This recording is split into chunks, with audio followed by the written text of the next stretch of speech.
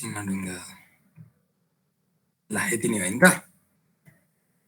Okay अब हामीले आज के भनेको थियो भने आज तपाईको लास्ट डेट हो असाइनमेन्ट सबै पोस्ट गर्ने तपाईले गर्नु भएको छ पोस्ट गर्नु भएको छ भन्ने मैले मानेको छु मैले भोलि चेक गर्छु भोलिबाट मैले चाहिँ आज बेलुकासम्म पोस्ट गर्नुस् किनभने म भोलि चेक गर्छु भोलि जसको छ उसको मात्र मार्क गर्छु र तपाईहरुको मैले केही मान्छेहरुको कमेन्ट लेखेको थिए कमेन्ट के लेखेको थिए भन्दाखेरि तपाईहरुको जसको चाहिँ के भन्छ असाइनमेन्ट रङ ठाउँमा पोस्ट भएको छ त्यो पनि चेन्ज गरिदिनु होला है किनभने मैले तपाईहरुलाई मार्किङ गर्दाखेरि कम्पेरिजन गर्नुपर्छ तपाईँ त्यही भएर एकजनाको मात्रै तपाईको मात्रै अर्को ठाउँमा छ भने मैले त्यसरी मार्क्स दिन अप्ठ्यारो हुन्छ तर मैले चेक गरेको छुइनँ तपाईहरुले के गर्नुस् भन्दा एकै ठाउँमा पोस्ट गर्नुस् भनेको जुन असाइनमेन्ट जहाँ दिएको छ त्यही पोस्ट गर्नुस् धेरै जनाले डब्ल्युबीएस को ठाउँमा नेटवर्क डायग्राम पोस्ट गर्नु भएको छ नेटवर्क डायग्रामको ठाउँमा डब्ल्युबीएस पोस्ट गर्नु भएको छ त्यस्तो नगर्नु होला है त ठीक छ बुझ्नुभयो मेरो कुरा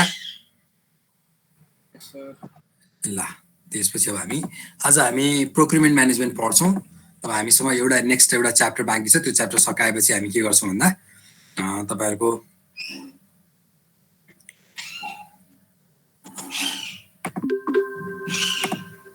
त्यो सकाएपछि अनि बल्ल हामी एक्जाम लिन्छौं एक्जाम हामी 28 गते भनेको छौं हैन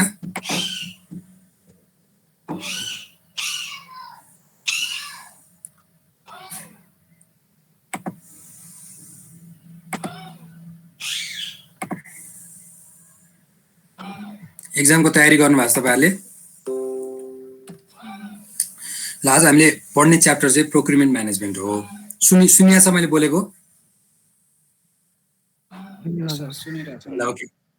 ओके प्रोक्युरमेन्ट म्यानेजमेन्ट भनेको चाहिँ के हो भन्दा तपाईले कुनै पनि प्रोजेक्ट गर्दाखेरि प्रोजेक्टमा किन्ने काम गर्नुपर्छ त्यो किन्ने काम चाहिँ किन्ने भनेको तपाईले इक्विपमेन्ट मात्र किन्ने होइन कि तपाईले सर्भिस नै पनि किन्नुहुन्छ कुनै कुनै बेला प्रोडक्ट नै पनि किन्नुहुन्छ भनेको तपाईको प्रोजेक्ट जस्तै तपाईले अर्को एउटा प्रोजेक्ट नै पनि किन्नुहुन्छ त्यसलाई हामी पब्लिक के भन्छ प्रोजेक्ट प्रोक्युरमेन्ट म्यानेजमेन्ट भनेर भन्छौं अब importance of project procurement management भनेर भन्छ procurement means acquiring goods and or services from an outside source भनेको तपाईले आफ्नो प्रोजेक्ट भन्दा बाहिरपट्टि गएर जे गुड्स एन्ड सर्भिस किन्नुहुन्छ त्यो सबै कुरा के हो प्रोक्युरमेन्ट हो भनेर भन्यो other terms include purchasing and outsourcing purchasing र आउटसोर्सिङ पनि भन्छौं हामी प्रोक्युरमेन्टलाई experts predict that global spending on computer software and services will continue to grow people continue to debate whether offshore outsourcing has their one country or not भनेको के भनेको त भन्दाखेरि अहिले संसार नै कस्तो बनेको छ भन्दा तपाईको आउटसोर्सिङको वर्ल्ड जस्तो बनाएको छ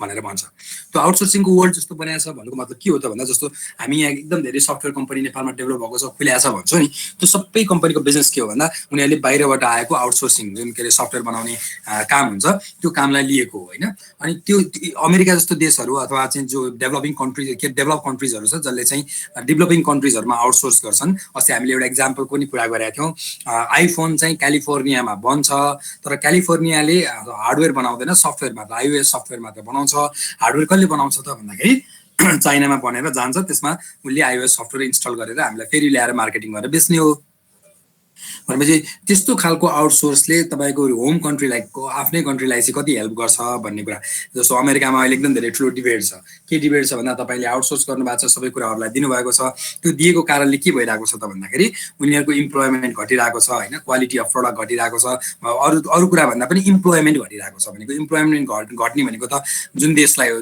जुन देशले आफूले प्रोडक्सन गरेको चीजबाट आफूलाई इम्प्लोयमेन्ट घट्छ त्यसलाई त घाटा लाग्यो भनेपछि त्यो चाइनामा दिनु कुरा ठीक हो कि होइन हाम्रैमा त्यो फ्याक्ट्री बनाएर हाम्रैमा प्रोडक्सन गरेबा हुन्थ्यो नि भन्ने खालको डिबेटहरु सुरु भएको छ भनेर भन्छ सो प्रोक्युरमेन्ट चाहिँ इम्पोर्टेन्ट हो कि हैन भन्ने कुरा चाहिँ डिस्कसनको एउटा म्याटर हो भनेर भन्छ है debates on outsourcing some companies such as Walmart prefer to do no outsourcing at all while others do a lot of outsourcing अहिले वालमार्टको एउटा एक्जाम्पल दिएको छ वालमार्टले आउटसोर्सिङ गर्दैन अरु कम्पनीहरुले चाहिँ एकदम धेरै आउटसोर्स गर्छन् भनेर भन्यो most organizations do some form of outsourcing meet their needs and spend most money within their own country भनेको जुन आउटसोर्सिङ गर्छन् त्यो पनि आफ्नै देशभित्र गर्छन् धेरै जस्तो अर्गनाइजेसन्सहरुले भनेर भन्यो that US temporary workforce continue to grow as people work for the temporary job agencies so they can more easily move from the company to company भनेको हाम्रो यो आउटसोर्स चाहिँ यस्तो खतरा बिजनेस भइसक्यो कि तपाईँको मान्छेले सबै कामहरू चाहिँ आउटसोर्स गर्न थालिसके होइन।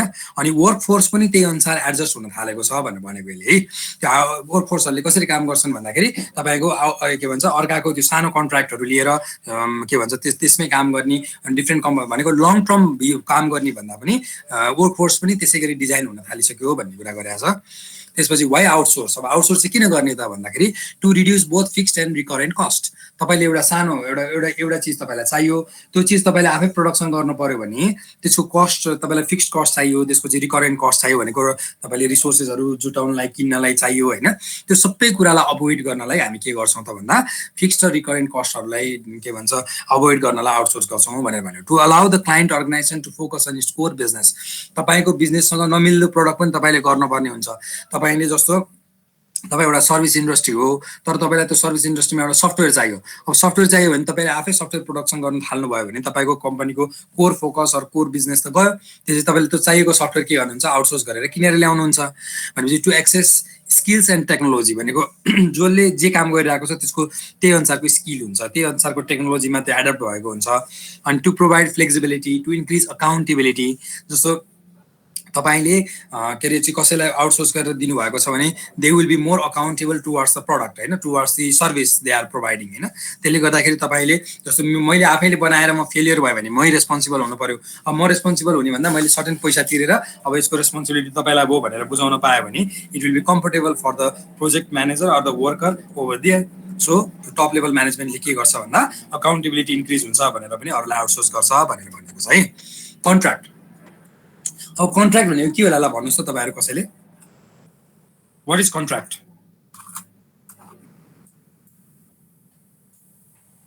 कन्ट्र्याक्ट भनेको चाहिँ एउटा सर्टेन केही काम अथवा केही चिज चाहिँ कुनै कस्तो भने केही एग्रिमेन्ट गरेर अब यति सबै फाइनेन्सियल अथवा टाइम लिमिट सबै कुराहरूमा चाहिँ एग्री गरेर त्यो काम चाहिँ गर्ने, किनबेच गर्ने। कन्ट्र्याक्ट भनेको के हो भने a contract is a mutually binding agreement that obligates the seller to provide the specified product or service and obligates the buyer to pay for them. तपाईँले किन्नेले पैसा तिर्ने, बेच्नेले सामान दिने अथवा सर्भिस दिने भन्ने कुरा चाहिँ कन्ट्र्याक्टको लिगल्ली बाइन्डिङ एग्रिमेन्ट हो त्यो चाहिँ भनेर भन्छ है। अनि त्यसपछि contracts can clarify responsibilities and sharpen focus on key deliverables of the project. तपाईँलाई यो हामीले के चाहिएको हो भन्ने कुराको स्पेसिफिकेसन, डिटेल स्पेसिफिकेसन पनि के गर्छ कन्ट्र्याक्टले दिन्छ। त्यो भएपछि के हुन्छ त भन्दा तपाईँले के पाउनुपर्ने र त्यो बदलामा तपाईँले के दिनुहुन्छ भन्ने कुरा पनि त्यसमा आउने हो। Because contracts are legally binding there is more accountability for delivering the work as stated in the contract. A recent trend is outsourcing is the increasing size of contract हैन। अब जति धेरै आउटसोर्सिङहरु हुन्छ त्यति धेरै के हुने भयो, कन्ट्र्याक्ट पनि बढ्ने भयो। यो बुझ्नुभयो भनेको कुरा? Yes sir। ओके, अब प्रोजेक्ट प्रोक्युरमेन्ट म्यानेजमेन्ट समरी भनेर भनेको छ। यो चाहिँ के भनेको छ भन्दाखेरि तपाईको कुन कुन के जस्तो प्लानिङ प्रोसेसमा प्लान पर्चेज एन्ड एक्विजिसन्स हैन के कुरा चाहिँ आउटसोर्स गर्न सकिन्छ भन्ने कुरा, प्रोजेक्ट स्टार्ट देखि प्रोजेक्ट फिनिश सम्म के हुन सक्छ, के कुरा चाहिँ हुन सक्छ, इन्फर्मेसन टेक्नोलोजी प्रोजेक्ट म्यानेजमेन्ट के अरे प्रोजेक्ट प्रोक्युरमेन्ट म्यानेजमेन्ट समरी भनेर भनेको छ। त्यो भनेको चाहिँ तपाईले डिफ्रेन्ट स्टेपमा के कुरालाई चाहिँ के भन्छ आउटसोर्स गर्न सकिन्छ भन्ने कुरा गरेको छ हैन। फिगर पछि प्रोजेक्ट प्रोक्युरमेन्ट म्यानेजमेन्ट प्रोसेस भनेर अब हामीले प्रोसेसको कुरा गर्यौं हैन। प्रोजेक्ट प्रोक्युरमेन्ट म्यानेजमेन्टमा के प्रोसेसहरु हुन्छ भन्दा project procurement management is acquiring goods and services for the project from outside the performing organization. जसले प्रोजेक्ट गरिरहेको छ त्यो प्रोजेक्ट गरिरहेको अर्गनाइजेसन भन्दा बाहिरबाट आउटसोर्स गर्ने भनेको के हो, तपाईले गरिरहेको प्रोजेक्टको भन्दा बाहिरबाट सर्भिस अथवा गुड्स किन्ने कामलाई हामी के भन्छ प्रोक्युरमेन्ट भनेर भन्छौं हैन। त्यो कुरा चाहिँ के हो भन्दा अब तपाईले कुनै पनि बाहिरबाट अब तपाई एउटा सर्टेन प्रोजेक्ट गरिरहनु भएको छ, तपाईले हरेक चीज जे किन्नुहुन्छ त्यो कुरा चाहिँ त्यसलाई चाहिँ अब के भन्छ प्रोक्युरमेन्ट भन्ने हो। तपाईले लिनु पर्यो नि त के भन्छ रिसोर्सेस, तपाईले र मटेरियल रिसोर्सेस त्यसपछि सर्भिस गुड्स जे लिनुहुन्छ त्यो सबै कुरा प्रोक्युरमेन्ट हो भनेर भन्छ। Process include planning purchase and acquisitions, determining what to procure, when and how. के कुरा के किन्नु पर्ने हो तपाईले आफ्नो प्रोजेक्टको लागि, कहिले किन्न पर्ने हो र कसरी किन्नुहुन्छ भन्ने कुरा, कसरी भन्ने कुरा चाहिँ अहिले हामी अलिअलि पढ्छौँ। कसरी भनेको तपाईँको कुन प्रोसेस फलो गर्नुहुन्छ भनेको, जो सामानको हामी नेचर अनुसार कुन प्रोसेस फलो गर्छौँ भन्ने कुरा डिसाइड गर्छौँ। Planning contracting, describing requirements for the product or services desired from the procurement and identifying potential source or sellers, contractors, suppliers or providers who provide goods and services to other organizations. अब planning contracting भनेको के हो त भन्दाखेरि तपाईँले के अरे पहिला त सेलर थाहा पाउनु पर्यो। तपाईँले कुनै पनि चिज किन्नुहुन्छ भने त के गर्नु पर्यो भन्दा कसले चाहिँ यो कुरा तपाईँलाई सप्लाई गर्छ भन्ने कुरा थाहा पाउनु पर्यो भनेर भन्छ। त्यसपछि प्रोजेक्ट प्रोक्युरमेन्ट म्यानेजमेन्टमा अरू के हुन्छ त भन्दा रिक्वेस्टिङ सेलर रेस्पोन्सेस। तपाईँले पहिला के गर्नुहुन्छ भन्दाखेरि obtaining information, quotes, bids, offer or proposal from the sellers as appropriate भनेको अब तपाईँले कुनै सामान किन्नु पर्यो, त्यो सामानको कस्ट कति पर्छ अनि त्यो कसले सप्लाई गर्छ भन्ने कुराको लागि तपाईँले के गर्नुहुन्छ, रिक्वेस्टिङ सेलर रेस्पोन्सेस भनेर भन्नुहुन्छ। त्यो भनेको के हो भन्दा तपाईँले सर्टेन सेलरहरू आइडेन्टिफाई गर्नुहुन्छ र त्यो सेलरहरूलाई के पठाउनुहुन्छ भन्दा तपाईँको सामानको कोड कति हो भनेर पठाउनुहुन्छ। तपाईँले रिक्वेस्ट फर कोटेसन RFQ भनेर सुन्नु भएको छ, पत्रिकाहरुमा देख्नु भएको छ?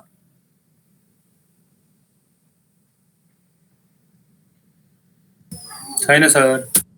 रिक्वेस्ट फर कोटेसन भनेको चाहिँ के हो भन्दा तपाईले पत्रिकाहरुमा आज हेर्नुहोस् रिक्वेस्ट फर कोटेसन भन्ने एउटा नोटिस निक्लेको हुन्छ। त्यो कोटेसन रिक्वेस्ट फर कोटेसन भनेको के हो त भन्दा हामी सर्टेन एउटा अर्गनाइजेसनले यो कुरा किन्न खोजेका छौं, हामीलाई यस्तो यस्तो स्पेसिफिकेसन भएको सामान चाहिन्छ, यो सामान सप्लाई गर्ने तपाईहरु कोही हुनुहुन्छ भने हामीसँग व्यापार गर्न चाहने मान्छेले के भन्छ कोटेसन लिएर आउनु होला भन्छ। भनेको त्यसको प्राइस कति पर्छ, त्यो स्पेसिफिकेसन अनुसारको सामानको हामीलाई उपलब्ध गराउनु होला भनेर भन्ने हो के।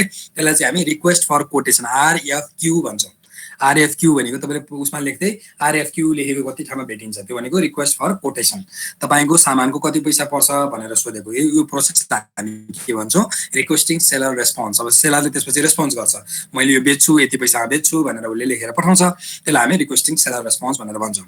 त्यसपछि selecting seller, choosing from among potential suppliers through a process of evaluating potential seller and negotiating the contract। अब तपाईले डिफरेन्ट सेलरहरुले जुन लिएर आउँछन् त्यो रेस्पोन्समा, त्यो रेस्पोन्स अनुसार डिफरेन्ट प्राइस हेर्नुहुन्छ, त्यसपछि डिफरेन्ट अदर क्राइटेरियाहरुमा इभ्यालुएट गर्नुहुन्छ, त्यसपछि के गर्नुहुन्छ त भन्दा सेलेक्ट गर्नुहुन्छ सेलरलाई। Administrating the contract, managing the relationship with the selected seller. अब तपाईले एउटा सेलर सेलेक्ट गर्नुभयो, सेलेक्ट गरिसकेपछि के गर्नुहुन्छ त भन्दाखेरि के गर्नुहुन्छ, कन्ट्र्याक्ट गर्नुहुन्छ। कन्ट्र्याक्ट भनेको यो स्पेसिफिकेसन भएको सामान तपाईले मलाई दिनुहुन्छ, मैले तपाईलाई यो बारेमा यति पैसा दिन्छु भनेर भन्नुहुन्छ। त्यसपछि क्लोजिङ द कन्ट्र्याक्ट। अब कन्ट्र्याक्ट क्लोज गर्ने भनेको चाहिँ के हो त भन्दा completing and settling each contract including रिजल्भिङ any open items. Open items भनेको के हुन सक्छ त भन्दाखेरि तपाईले पैसा तिर्न बाँकी छ भने पैसा तिर्ने, तपाईले सामानको के रे चाहिँ वारेन्टी ग्यारेन्टी के बाँकी छ भने त्यो सर्भिस लिने हैन, त्यो कुरालाई इन्स्योर गरेपछि तपाईले कन्ट्र्याक्टलाई क्लोज गर्नुहुन्छ। भने यो चाहिँ के हो त भन्दा प्रोसेस भयो। सबैभन्दा पहिला हामीले के गर्दै रहेछौं त, पहिला हामी सेलरको रेस्पोन्स लिन्छौं, त्यसपछि सेलरलाई सेलेक्ट गर्छौं, सेलेक्ट गरिसकेपछि कन्ट्र्याक्ट गर्छौं र कन्ट्र्याक्टलाई हामी टर्मिनेट गर्छौं। यो चारवटा प्रोसेसबाट के हुने भयो त, प्रोजेक्ट प्रोक्युरमेन्ट म्यानेजमेन्ट हुने भयो। ठीक छ, यो बुझ्नुभयो तपाईहरुले? यस सर। RFQ भने के होला ल भन्नुस् त? Request for quotation. त्यो भनेको के हो त, त्यही सोधेको मैले। त्यो भनेको अब आफूलाई चाहिने रिक्वायर्ड सामानहरू चाहिँ अर्को जुन सेलर छ उहाँहरूले चाहिँ अब कतिमा दिन सक्नुहुन्छ भनेर अब त्यहाँबाट अरू त्यो सेलर्सहरूसँगकोबाट सामानहरूको विवरणहरू लिने काम। Very good. तपाईले के रे तपाईले सर्टेन एउटा स्पेसिफिकेसन तयार गर्नुहुन्छ, यो स्पेसिफिकेसन अनुसारको सामान हामीले कति पैसामा पाउँछौं, कसरी पाउँछौं भन्ने कुरा तपाईले सेलरसँग माग्नु भयो भने त्यसलाई हामी रिक्वेस्टिङ सेलर रेस्पोन्स भन्छौं। अब यो कोर्स भनेको चाहिँ तपाईले दुईटा तीनटासँग कति प्राइस पर्छ भनेर माग्ने कुरा। बिड्स भनेको चाहिँ तपाईले बिड्सको चाहिँ डिफरेन्ट फर्म हुन्छ, त्यो फर्म भनेको कुनै चाहिँ तपाईले क्लोज बिड्स माग्नुहुन्छ। क्लोज बिड्स भनेको उसले सिल्ड कोटेसन बुझाउँछ। सिल्ड कोटेसन भनेको चाहिँ मेरो यति पर्छ भनेर भन्छ, तर हामीले खोल्दैनौं। त्यो किन खोल्दैनौं भन्दा तपाईले सुरुमै खोलेर अर्कोको यति छ यसको यति छ भनिदिनु भयो भने त्यो लिक हुन्छ भनेर हामी के गर्छौं, प्रोक्युरमेन्ट जस्तो सुन्नु भएको छ, बिड भनेर सुन्नु भएको छ, ठेक्का खोल्यो भनेर भन्छ नि हामी नेपालीहरुले जनरल ल्याङ्ग्वेजमा, याद गर्नु भएको छ कसैले? कसलाई पर्छ ठेक्का भनेर भन्छ। हो त्यो चाहिँ कसरी हुन्छ त भन्दाखेरि तपाईँले सिल्ड कोटेसन भनेको के अरे सिल गरेको डकुमेन्ट बुझाउनुहुन्छ र सबैले साइन गराएर हामी त्यो सबैको अगाडि खोल्छौँ सबैको अगाडि खोल्दा जसको मिनिमम प्राइस छ हो त्यो मिनिमम प्राइसवालासँग नेगोसिएसन गरेर हामी सेलेक्ट गर्छौँ त्यसलाई हामी सिल्ड कोटेसन भनेर भन्छौँ त्यसलाई हामी बिड पनि भन्छौँ ठिक छ बुझ्नुभयो यस सर ल है त हजुर सर ल प्रोक्युरमेन्ट म्यानेजमेन्ट प्रोसेस फ्लो भनेको छ अब यो प्रोसेस फ्लो खास तपाईँहरूले के भन्छ उ गरे हुन्थ्यो होइन के अरे ल मै पढ्छु है त निड फर प्रोक्युरमेन्ट तपाईँको अर्गनाइजेसनलाई प्रोक्युरमेन्ट गर्नुपर्ने भयो त्यसपछि प्रोक्युरमेन्ट प्लानिङ गर्नुभयो कसरी किन्ने कोसँग किन्ने के किन्ने भन्ने कुरा स्पेसिफिकेसनहरू थाहा पाउनुलाई चाहिँ प्रोक्युरमेन्ट प्लानिङ भनेर भन्छौँ हामी है त्यसपछि मेक अर बाई डिसिजन भनेको के हो बुझ्नुहुन्छ कसैले भन्न सक्छ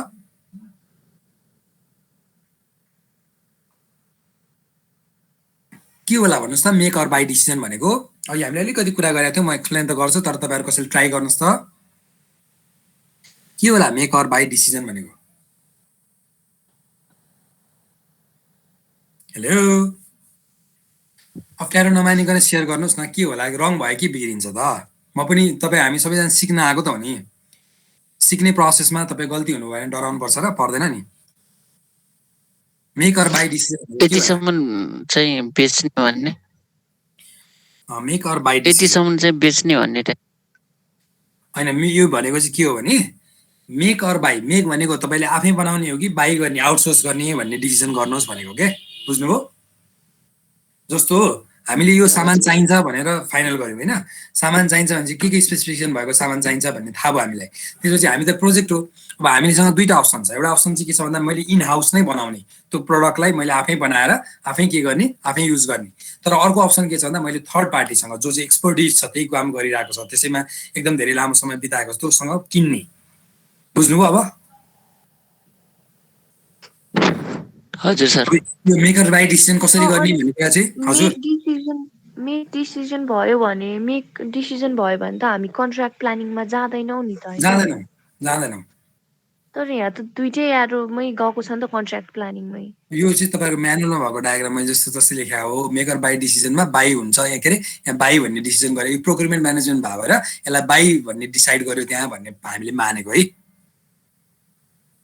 त्यसलाई तपाईँले सच्याउनु हुन्छ भने सच्याए पनि हुन्छ है मेकर बाई डिसिजनमा हामीले डिसिजन के गर्यौँ बाई गर्ने डिसिजन गर्यौँ मेक गर्ने डिसिजन चाहिँ हामीले अहिले हामी एउटा डिसिजन टुल पनि पढ्छौँ भनेको न्युमेरिकल पनि पढ्छौँ कसरी मेकर बाई डिसिजन गर्ने भनेर तर यहाँ मिस्टेक के भएको छ भन्दा मेकर बाई डिसिजनमा चाहिँ बाई गर्ने डिसिजन भएको भन्ने कुरा चाहिँ छुट्या छ त्यहाँ होइन त्यसलाई तपाईँले त्यसरी बुझ्नुहोस् कसले क्वेसन सोध्नु भएको इट्स भेरी गुड क्वेसन ल thank you very much make डिसिजनलाई चाहिँ एक्जिट गर्दा हुन्छ है सर मेक डिसिजनलाई मेक गर्ने डिसिजन नगरेको हुनाले हामी बाईमा गएको त हो नि यो चाहिँ अब म्यानेजमेन्ट प्रोसेस फ्लो प्रोक्युरमेन्टै म्यानेजमेन्ट प्रोसेस फ्लो भनेर भएर त्यहाँ त्यसरी नलेखा होला तर तपाईँले भनेको कुरा उठाएको क्वेसन एकदम राइट हो मेकर बाई डिसिजनमा हामीले बाई डिसिजन गर्दा मात्र हामी त्यहाँबाट तल जान्छौँ न त टर्मिनेट हुन्छ है यो मेक डिसिजन भनेर यतापट्टि अर्को एरो बनाएर तपाईँले मेक डिसिजन भयो भने यो के भन्छ त्यसलाई डायमन्ड बनाएर यस र नो राखेर तलपट्टि यस भन्दाखेरि कन्ट्र्याक्ट के अरे के भन्छ इन हाउस मेकिङ अथवा के भने क्लोज भनेर गर्दै पनि हुन्छ प्रोक्युरमेन्ट प्रोसेस क्लोज भन्ने पनि हुन्छ है ठिक छ बुझ्नुभयो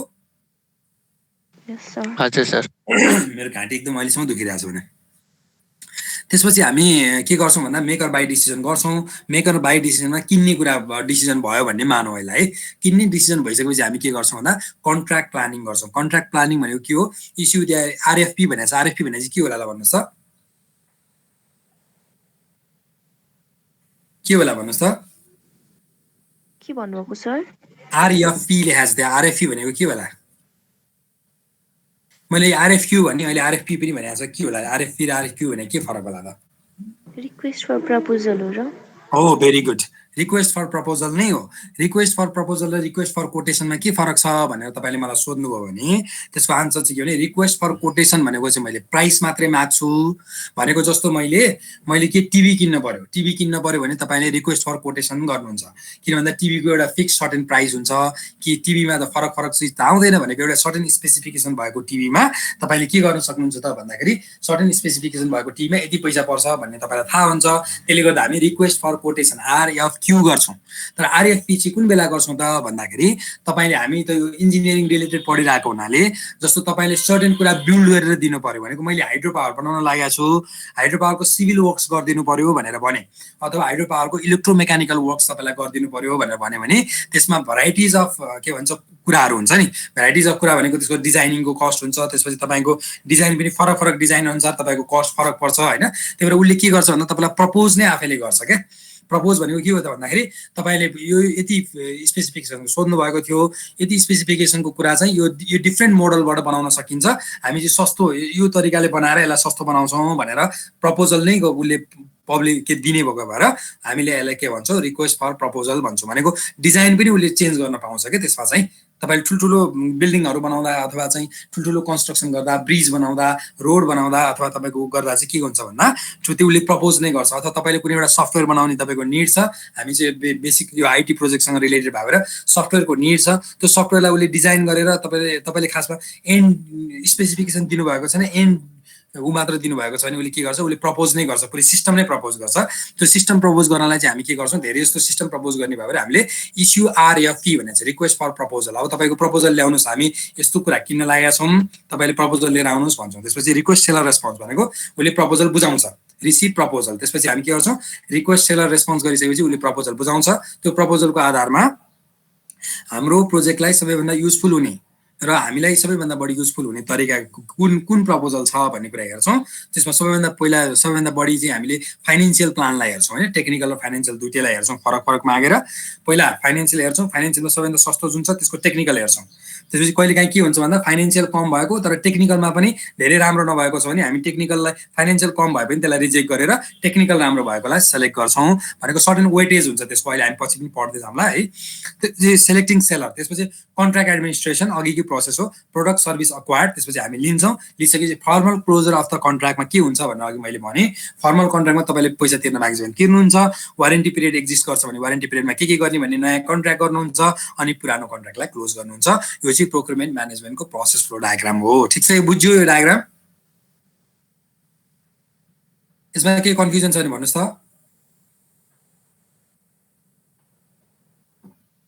हेलो, यो डायग्राम चाहिँ अलि इम्पोर्टेन्ट छ। प्रोक्युरमेन्ट म्यानेजमेन्टको प्रोसेस फ्लो डायग्राम भने के हो भनेर सोध्यो भने त्यति धेरै गाह्रो छैन। तपाईँले त्यो 4-5वटा प्रोसेस कन्ट्रोल गर्नुभयो भने तपाईँले यो आफै बनाउन सकिहाल्नुहुन्छ। के गर्नुपर्छ भन्दा पहिला अब यो हामीले भन्न सक्छ नि, यो त एकदम धेरै थाहा पाएको कुरा हो नि। पहिला प्रोक्युरमेन्ट प्लान गर्नु पर्यो, के किन्ने भन्ने कुरा थाहा हुनु पर्यो। त्यसपछि आफै किन्ने कि बनाउने भन्ने कुरा थाहा पाउनु पर्यो। त्यो थाहा पाइसकेपछि कन्ट्र्याक्ट बनाउनु पर्यो। अथवा कन्ट्र्याक्ट बनाउने भनेको तपाईँले के भन्छ प्रपोजलको फर्मेट बनाउने हो होइन। भनेको कसरी प्रपोजल बुझाउने त भन्ने कुरा उसलाई सोध्ने हो, अथवा कोटेसन बनाउने भने त्यही अनुसारको टेबलहरू बनाइदिनु पर्यो। अनि त्यो तपाईँले इस्यु गर्नुहुन्छ। इस्यु गरिसकेपछि सेलरले रेस्पोन्स गर्छ। त्यो रेस्पोन्स गरेको आएको कुराबाट सेलरलाई सेलेक्ट गर्नुहुन्छ। सेलेक्ट गरिसकेपछि के गर्नुहुन्छ, कन्ट्र्याक्ट गर्नुहुन्छ। कन्ट्र्याक्ट एडमिनिस्ट्रेसनभित्र चाहिँ के पर्छ भन्दाखेरि कन्ट्र्याक्ट गर्ने, कन्ट्र्याक्ट अनुसार काम भयो कि भएन भन्ने कुरा इन्स्योर गर्ने, र कन्ट्र्याक्ट क्लोज गर्नेलाई पनि खास कन्ट्र्याक्ट एडमिनिस्ट्रेसन भन्छौँ हामी भन्न चाहिँ। तर यहाँ हामीले कन्ट्र्याक्ट क्लोज आउटलाई छुट्टै लेखेका छौँ है, कन्ट्र्याक्ट टर्मिनेसन भनेर लेखेको हुन्छ।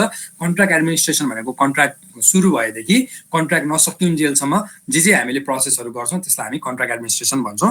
यसमा कन्ट्र्याक्टलाई मोनिटर एन्ड इभ्यालुएट गर्ने पनि हुन्छ। यसभित्र हामीले कन्ट्र्याक्टलाई के भन्छ, तपाईँको कन्ट्र्याक्ट अनुसार मोनिटर इभ्यालुएट भनेको चाहिँ त्यही हो, कन्ट्र्याक्ट अनुसार काम भएको छ कि छैन भनेर हेर्ने कुरालाई हामी कन्ट्र्याक्ट एडमिनिस्ट्रेसन भनेर भन्छौँ। ठिक छ, सब बुझ्यो? Okay.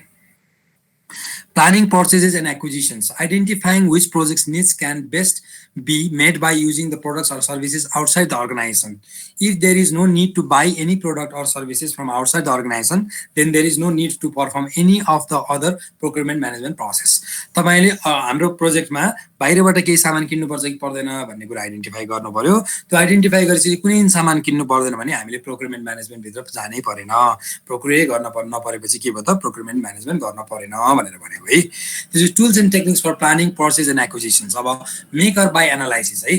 अब अघि हामीले मेक अर बाई भनेको के हो भनेर भन्यौँ नि त। अब मेक अर बाई एनालाइसिस कसरी गर्ने त भन्दाखेरि general management technique use to determine whether an organization should make or perform a particular product or service inside the organization or buy from somewhere else.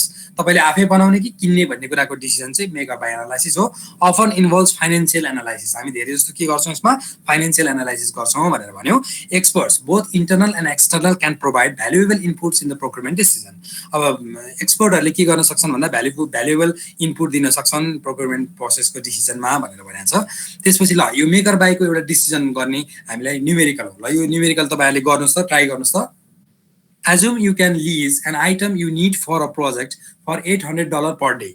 To purchase the item, the cost is 12,000 plus a daily operational cost of 400 per day.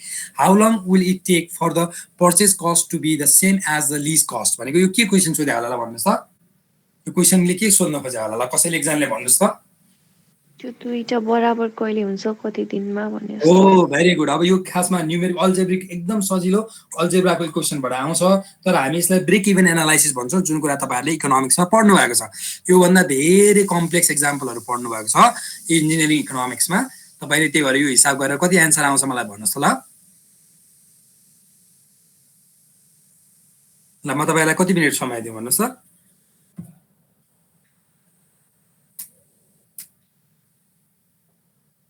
ल तपाईलाई 2 minute दिन्छु। ल 2 मिनेटमा गर्नुस् त equation बनाएर।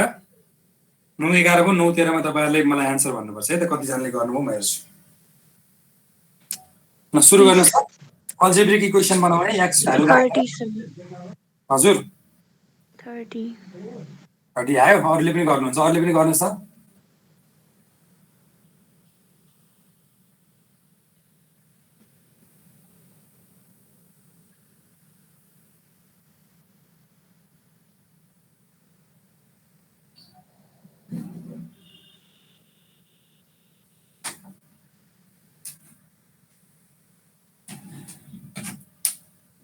ल कति आयो भन्नुस् त।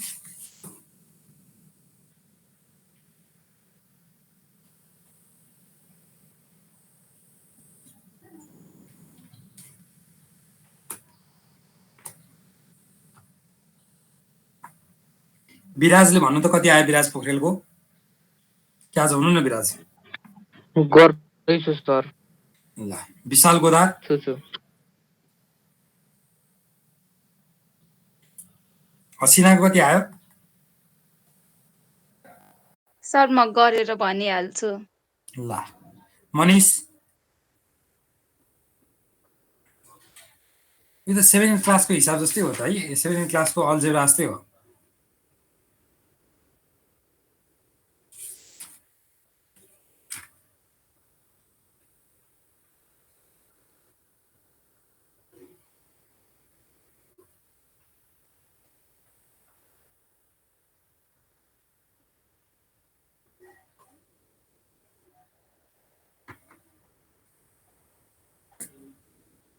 भयो सक्यो।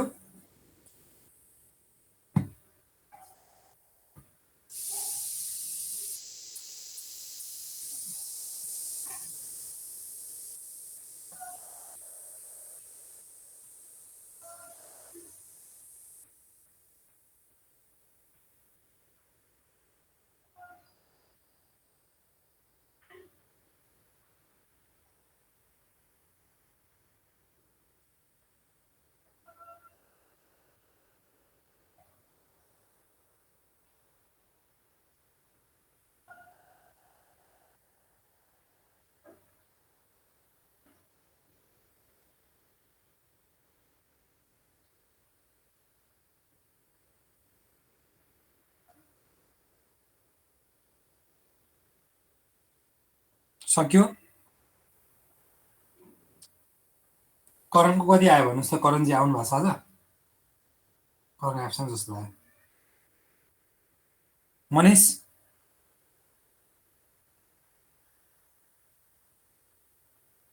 मनिष मुस्कान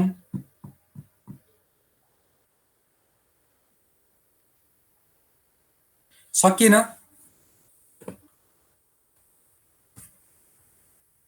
हेलो हजुर सर।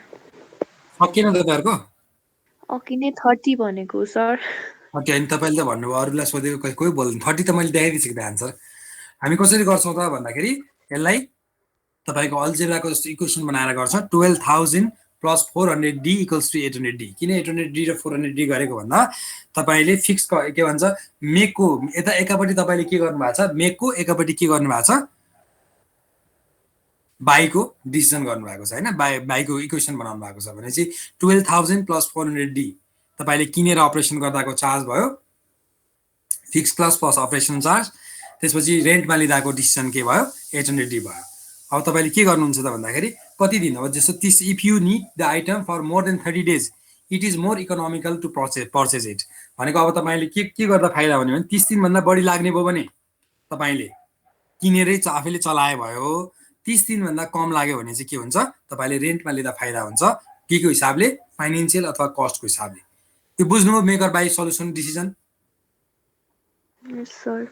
हामी अरू केही पनि होइन, मेक अर बाई डिसिजन भनेको के हो त भन्दा ब्रेक इभन एनालाइसिस गरेर निकाल्ने कुरा हो। सक्यो है। हामीले यही कुरा चाहिँ के गरेका थियौँ भन्दा इन्जिनियरिङ इकोनोमिक्समा पढाएको थियौँ, त्यही भएर हामीले यहाँ धेरै कम्प्लेक्स एक्जाम्पल पढाउँदैनौँ, तर तपाईँलाई एक्जाममा चाहिँ सोध्न सक्छ, केसँग रिलेट गरेर सोध्न सक्छ, यो मेक अर बाई डिसिजन कुन गर्दा ठिक हुन्छ भनेर सोध्न सक्छ।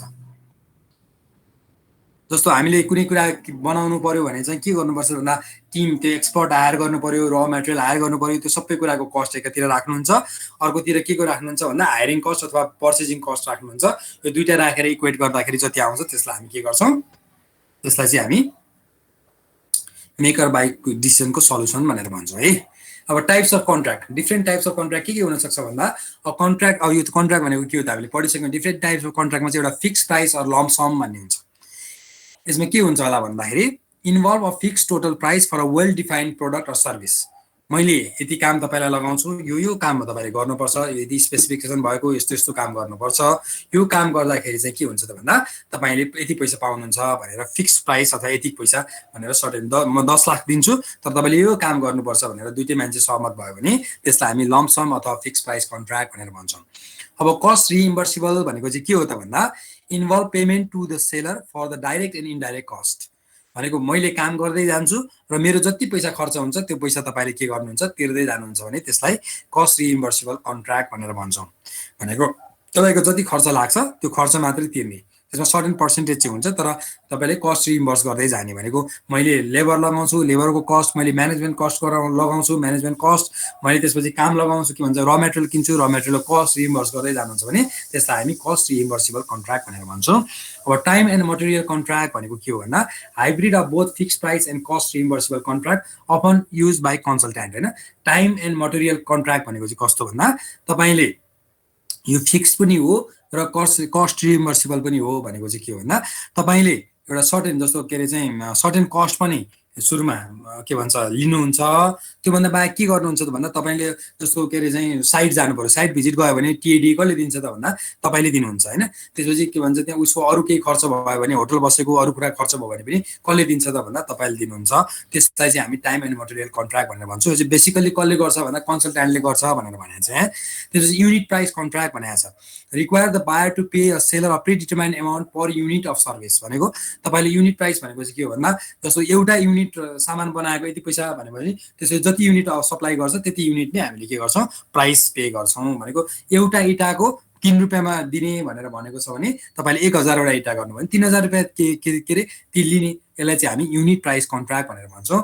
A single contract can actually include all 4 of this categories if it makes sense for the particular procurement. अब प्रोक्युरमेन्टमा के फरक पर्छ त भन्दाखेरि तपाईँले कुन कन्ट्र्याक्ट गर्ने भन्ने कुरा चाहिँ तपाईँको त्यो मटेरियलको टाइपमा पनि भर पर्छ।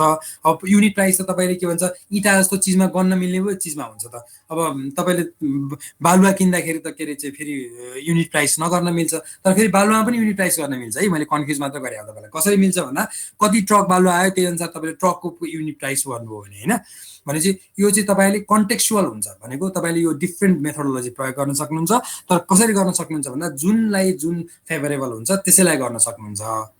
भनेको युनिट प्राइस त हामीले के भन्छ नम्बर अफ, अब इँटामा नम्बर अफ के भन्छ ट्रकमा युनिट प्राइस गर्नुभयो भने तपाईँको इँटाको क्वान्टिटी तलमाथि पर्ने भयो नि, तर बालुवामा पनि तपाईँको के अरे चाहिँ क्युबिक मिटर नापेर लिने हो कि क्युबिक मिटर यति क्युबिक मिटरलाई युनिट प्राइस मान्ने भनेर माने पनि भयो। जे गरी पनि तपाईँले यो कन्ट्र्याक्ट चाहिँ मोडिफाई गर्न सक्नुहुन्छ। तर हामीसँग भएको कन्ट्र्याक्टको डिफ्रेन्ट टाइप्सहरू चाहिँ यो हो भनेर यसले एक्सप्लेन गरेको छ। यो बुझ्नुभयो कि बुझ्नु भएन? कुनै बुझ्नु भएन भने मलाई अहिले भन्नुहोस्, म अहिले तपाईँलाई रिपिट गरेर फेरि बुझाउँछु एक्जाम्पल सहित है। ल भन्नुहोस् त।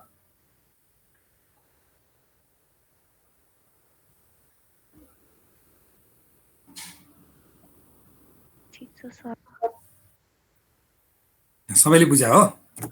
ल point of total assumption. The point of total assumption PTA is the cost at which the contractor assumes total responsibility for each additional dollar of contract cost. Is the point of total assumption because it hurts them financially, so they have an incentive to prevent cost overruns. भनेको यो point of total assumption भनेको चाहिँ के हो त? के होला र भन्नुस् त?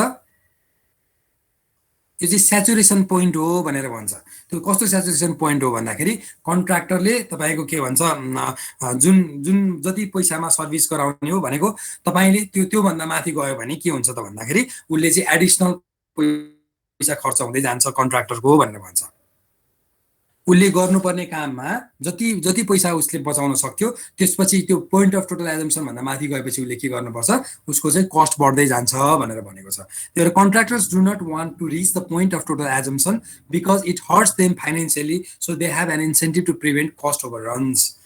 The PTA is calculated with the following formula भनेको छ। पिटिए भनेको के हो भन्दा ceiling price minus target price divided by government share plus target cost. यसले के दिन्छ त भन्दाखेरि पोइन्ट अफ टोटल एजम्पसन दिन्छ। त्यो पोइन्ट अफ टोटल एजम्पसन भनेको के हो भन्दा त्यो चाहिँ मिनिमम पोइन्ट हो जहाँ चाहिँ कन्ट्राक्टरलाई त्योभन्दा माथि गयो भने घाटा लाग्छ र त्योभन्दा तल आयो भने नाफा हुन्छ भनेर भनेको छ है। अब कस्ट रिइम्बर्सिबल कन्ट्र्याक्टहरु कस्तो कस्तो हुन्छ त भनेर भन्यौ है। हामीले कस्ट रिइम्बर्सिबल कन्ट्र्याक्टको कुरा गरेको थियौँ नि, यहाँ fixed lump sum, cost reimbursable, time and material, unit price भनेर भनेको थियौँ। त्यसमा कस्ट रिइम्बर्सिबल कन्ट्र्याक्ट भनेको कस्तो कस्तो हुन्छ त भन्दा यो तपाईले यो चाहिँ अलि राम्रोसँग लेख्नुपर्छ किनभने यो सबैभन्दा बढी सोध्ने क्वेशन हो है तपाईलाई डेफिनेसनमा। कस्ट प्लस इन्सेन्टिभ फी यो भनेको CPIF भन्छौँ हामी। cost plus incentive fee भनेको के भन्दा the buyer pays the supplier for allowable performance cost plus a predetermined fee and an incentive bonus भनेर भनेको छ। के गर्छ अरे त ल भन्नुस् त? उले तपाईलाई परफर्मेन्स गरे अनुसारको performance cost plus a predetermined fee and an incentive bonus. Fee र इन्सेन्टिभ बोनस सहित तपाईले पहिला प्रिडिटरमाइन्ड कस्ट दिन्छ भने हामी त्यसलाई कस्ट प्लस इन्सेन्टिभ फी भनेर भन्छौँ। अब अर्को चाहिँ के छ कस्ट प्लस fixed fee भनेर भनेको छ। The buyer pays the supplier for allowable performance cost plus a fixed fee payment usually based on percentage of estimated cost।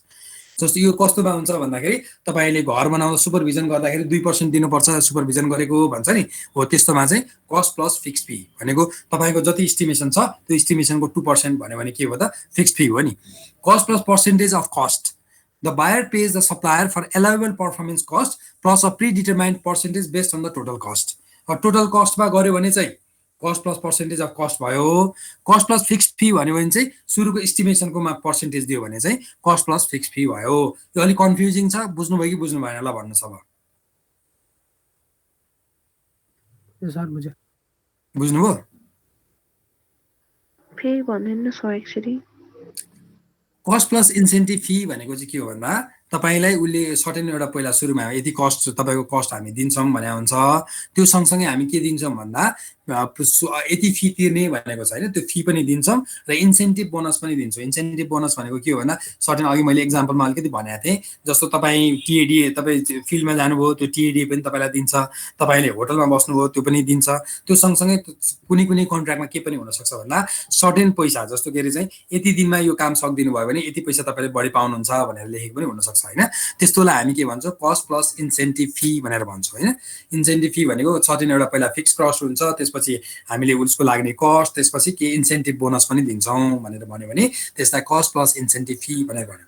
Cost plus fix fee भनेको के हो भन्दा के हो भन्दा कस्ट उसको लागेको कस्ट हामी दिनु परिहाल्यो। The buyer pays the supplier for allowable performance cost, performance गर्न लागेको cost plus a fix fee payment usually based on percentage of estimated cost भनेको सुरुमा एस्टिमेसन गर्दा जति कस्ट आएको छ त्यसको 2% भन्यो भने चाहिँ कस्ट प्लस फिक्स फी भयो। अब cost plus percentage of cost भनेको चाहिँ के हो भन्दा the buyer pays the supplier for allowable performance cost भनेको परफर्मेन्स कस्ट भनेको सबैमा एउटै छ, त्यो प्लस के दिन्छ त भन्दा predetermined percentage based on total cost. अब अघि चाहिँ इस्टिमेटेड कस्टमा दिएको थियो, अहिले चाहिँ इस्टिमेटेड कस्ट भन्दा त तपाईको कस्ट फरक हुन सक्छ नि त, हो त्यो फरक कस्ट अनुसार उसले दिने भयो भने चाहिँ cost plus percentage of cost, cost plus fix fee भयो। बुझ्नुभयो यो कुरा? यस सर। बुझ्नु है ल। अब कुनमा कसलाई बढी रिस्क हुन्छ भन्दाखेरि बायरको रिस्क चाहिँ हाई कतापट्टि हुन्छ, cost plus percentage of कस्टमा बायरको risk हुन्छ, किनभने कस्ट बढ्दै गयो भने उसको उसले तिर्ने पैसा पनि बढ्दै जान्छ हैन।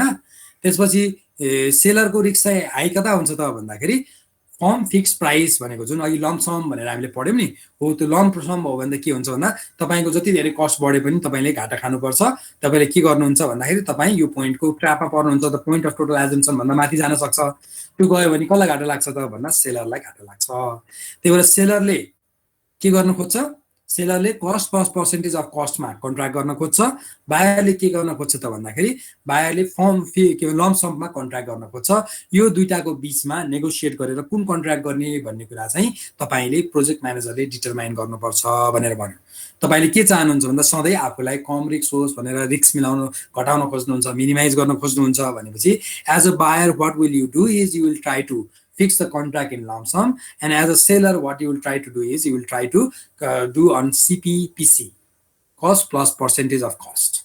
Got it? Yes, sir. Yes, sir. Okay. That is considerations when selecting a contract type. के हामीले कन्ट्र्याक्ट कुन टाइपको कन्ट्र्याक्ट गर्ने भन्ने कुरालाई हामीलाई के भन्छ गाइड गर्छ त भन्दाखेरि अनस्टेबल लेबर कन्डिसन्स अब अनस्टेबल लेबर कन्डिसन एकदम धेरै अनस्टेबल छ भने हामीले कस्तो खालको कन्ट्र्याक्ट गर्नुपर्छ भन्ने कुराको डिसिजन फरक हुन्छ अनस्टेबल मार्केट कन्डिसन अनुसार पनि हामी कन्ट्र्याक्टलाई कस्तो कन्ट्र्याक्ट गर्दा फाइदा हुन्छ भनेर हेर्छौँ improvement in production is required complexity of the product or service requires development design is not completed or may change हैन डिजाइन चेन्ज हुन्छ भने त्यही अनुसार तपाईले कन्ट्र्याक्ट गर्नु पर्यो learning must take place short time to prepare for a bid or negotiation short delivery period which may require additional resources to meet deadlines हैन यो सबै कुराको आधारमा हामीले कन्ट्र्याक्टहरु कुन टाइपको कन्ट्र्याक्ट गर्दा फाइदा हुन्छ सेलर र बायर दुईटैले डिसाइड गर्ने पोइन्टहरु चाहिँ यो पोइन्टहरु हो भनेर भनेको अब सर्ट डेलिभरी पिरियड भयो भने के हुन्छ त भन्दा तपाईले कुन कन्ट्र्याक्ट गर्दा फाइदा हुन्छ भनेर तपाईले पनि हेर्नुहुन्छ एज अ बायर अथवा सेलरले पनि के हेर्छ भन्दा एकदम छोटो समय छ हामीले एकदम धेरै रिसोर्सेसहरु युज हुन सक्छ त्यही भएर त्यो रिसोर्सेस धेरै युज भयो भने हामीले कुनमा जानुपर्छ भन्ने कुरा उले पनि त्यही अनुसार हेरेर डिसाइड गर्छ भनेर भनेको ठीक छ यसमा कुनै कुरा नबुझिएको छ भने मलाई सोध्नुस् त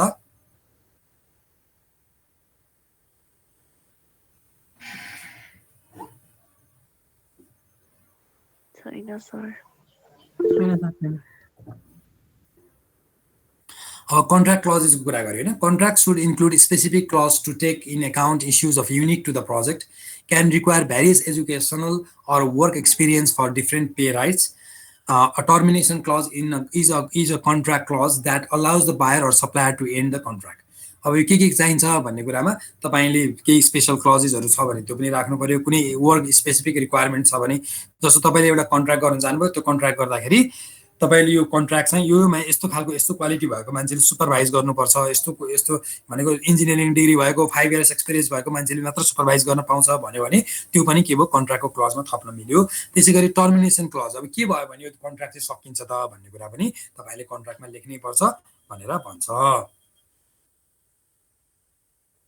टर्मिनेसन भनेको त बुझ्नुहुन्छ कन्ट्र्याक्ट के भयो भने सकिन्छ त कसरी हामीले कन्ट्र्याक्टलाई सक्छौं अथवा हामी कन्ट्र्याक्टको के हो त कन्ट्र्याक्ट सक्ने तरिका भन्ने कुरा पनि हाम्रो कन्ट्र्याक्ट क्लजमा आउनु पर्छ भनेर भन्यो Procurement management plan describes how the procurement process will be managed from developing documentation for making outside purchase or acquisition to contract closure. भनेको प्रोक्युरमेन्ट म्यानेजमेन्ट प्लान भनेको चाहिँ सुरु हामीले कसरी गर्छौं भन्दा हामीले डकुमेन्ट बनाएबाट सुरु गर्छौं त्यो डकुमेन्ट बनाएबाट जहिलेसम्म तपाईले बीच के भन्छ कन्ट्र्याक्टलाई क्लोज गर्नु हुन त्यो बीचमा हामीले जे गर्छौं त्यसलाई हामी प्रोक्युरमेन्ट म्यानेजमेन्ट प्लान भनेर भन्छौं भनेर भन्यो content varies based on the project need भनेको कन्टेन्ट चाहिँ तपाईले कन्ट्र्याक्टमा लेख्ने कन्टेन्ट अथवा तपाईले गर्ने म्यानेजमेन्ट प्रोसेस चाहिँ हाम्रो कन्ट्र्याक्ट अनुसार पनि फरक पर्छ हाम्रो के भन्छ सिलेक्सन अफ अनुसार पनि फरक पर्छ र के अनुसार पनि फरक पर्छ भन्दा प्रोजेक्टको नीड अनुसार पनि फरक पर्छ तपाईले कहिलेकाहीँ एकदम छिटो गर्नुपर्ने प्रोजेक्ट छ भने के गर्नुहुन्छ भन्दा सर्टेन इन्सेन्टिभ दिनुहुन्छ कसलाई भन्दा कन्ट्र्याक्टरलाई के इन्सेन्टिभ दिनुहुन्छ भन्दा तपाईले यो समयभन्दा अगाडि सकाउनु भयो भने हामी तपाईलाई 2% बोनस दिन्छौं भनेर भन्नुहुन्छ तर त्यो डिसाइड गर्ने कुरा कसले गर्छ त भन्दा हाम्रो नीड के हो हामीलाई कहिले समय प्रोजेक्ट सक्नुपर्ने हो भन्ने कुरासँग नीड बेस्ड छ सो अहिले तपाईको मेलम्चीको कन्ट्र्याक्ट सुन्नु भएको छ नि मेलम्चीको कन्ट्र्याक्ट चाहिँ अन्तिम पटक गरे कन्ट्र्याक्टमा के थियो भन्दा तपाईले टाइम भन्दा अगाडि सक्नु भयो भने 2% बोनस पाउनुहुन्छ भन्ने थियो त्यो पनि के हो भन्दा त्यो तपाईले त्यस्तो क्लजहरु त तपाईले आफै थप्न पाउनुहुन्छ depending upon the nature of need of the project ठीक छ बुझ्नुभयो कुरा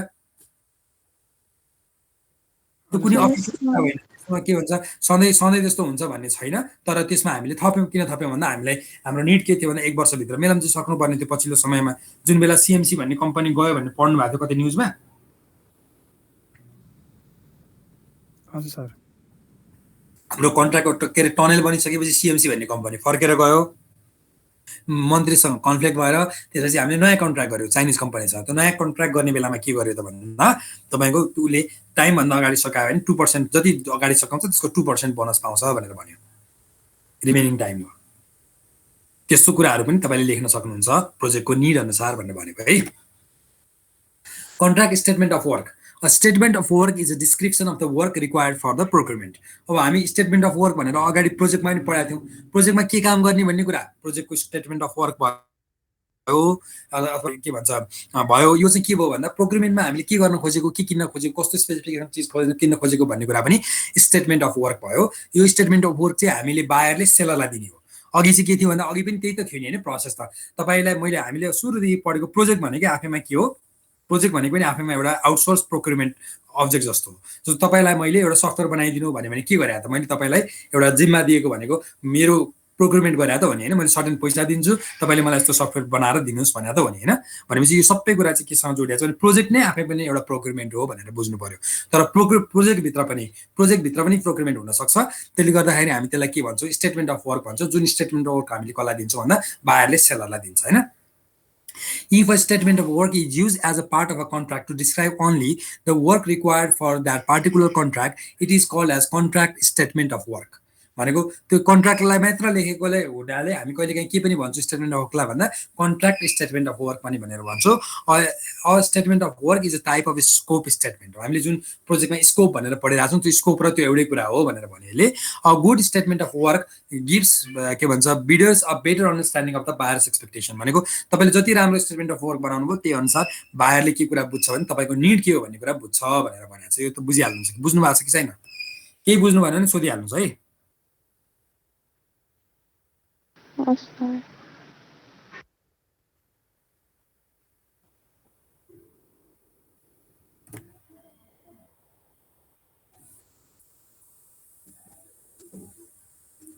ल यो हेर्नुहोस् त टेम्प्लेट कस्तो हुन्छ स्टेटमेन्ट अफ वर्कको भनेर। स्कोप अफ वर्क हुन्छ। स्कोप अफ वर्कले के गर्छ भन्दाखेरि describe the work to be done in to detail, specify the hardware and the software involve in the exact nature of the work. Statement of वर्कमा तपाईँले के गर्ने भन्ने कुरा पनि भन्छ र के युज गरेर कस्तो इक्विपमेन्ट युज गरेर गर्नुहुन्छ भन्ने कुरा पनि भन्छ। लोकेसन अफ द वर्क, कहाँ काम गर्ने, describe where the work must be perform, specify the location of hardware and software and where the people must perform the work. Period of performance, specify when the work is expected to start and end, working hours, number of hours that can be billed per week, where the work must be performed and related schedule information.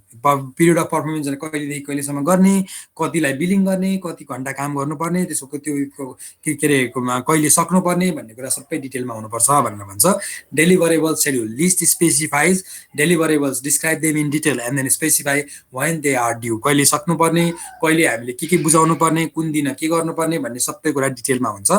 Applicable standards, अब कुन के भन्छ specify any company or industry specific standard that are relevant to performing the work. भनेको तपाईँले कुन कुन प्रोटोकलहरू follow गरेर काम गर्नुपर्छ, कुन कुन आइएसओ स्ट्यान्डर्डहरू अथवा डिफ्रेन्ट अदर स्ट्यान्डर्ड्सहरू कुन कुन कस्तो क्वालिटीलाई मेन्टेन गर्नुपर्छ होइन। सेफ्टी कति सेफ्टीको मेजर कुन लेभलको सेफ्टी अप्लाई गर्नुपर्छ, तपाईँले पोल्युसन कन्ट्रोल छ भने कुन लेभलको पोल्युसन कन्ट्रोल तपाईँले म्यानेज गर्नुपर्छ काम गर्दाखेरि। के भन्छ हाम्रो सडकहरू बनाउँदाखेरि धुलो उड्यो भनेर पानी हाल्न लगाउँछ नि, हो त्यस्तो कुरा पानी हाल्न किन लगाएको भन्दाखेरि स्ट्यान्डर्ड मेन्टेन गर्न लगाएको होइन। त्यही अनुसार तपाईँले के गर्नुपर्छ भन्ने कुरा पनि तपाईँको कन्ट्र्याक्टमा लेखाउनुपर्छ। Acceptance criteria, describe how the buyer organization will determine if the work is acceptable. मैले तपाईँलाई एउटा चिज बनाइदिन भने तपाईँले बनाइदिनु भयो, बनाएर दिइसकेपछि मैले किनिनँ, अब के गर्ने त भन्दा प्रब्लम भयो। त्यसले गर्दा के मैले किन्नै पर्ने कुरा के हो त, तपाईँले कस्तो बनाउनु हो भने मैले किन्नै पर्छ भन्ने कुरा एक्सेप्टेन्स क्राइटेरिया पनि हुन्छ। त्यो क्राइटेरिया तपाईँले मिट गरेपछि मैले किन्दिनँ भन्न पाउँदिनँ, किन्नै पर्छ, त्यसलाई हामी एक्सेप्टेन्स क्राइटेरिया भनेर भन्छौँ। स्पेसल रिक्वायरमेन्ट्स, अरू त्यस्तो केही स्पेसल रिक्वायरमेन्ट्स हार्डवेयर सफ्टवेयरसँग सर्टिफिकेसनको केही अरू रिक्वायर्ड छ भने त्यस्तो स्पेसल रिक्वायरमेन्ट्स है। मैले दिएको इक्जाम्पलमा सिभिल इन्जिनियर 5 वर्ष काम गरेको मान्छेले मात्र सुपरभिजन गर्नुपर्छ भनेर भन्यो भने त्यो चाहिँ स्पेसल रिक्वायरमेन्ट्स भयो। यो सबै कुरा केमा लेखा हुन्छ भन्दा स्टेटमेन्ट अफ वर्कमा लेखा हुन्छ भनेर भनेको। ठिक छ, बुझ्यो?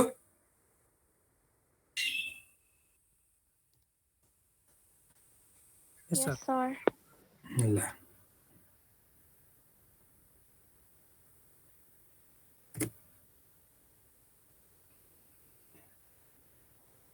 Planning contracting involves preparing several documents needed for potential seller to prepare their response and determining the evaluation criteria for the contract award.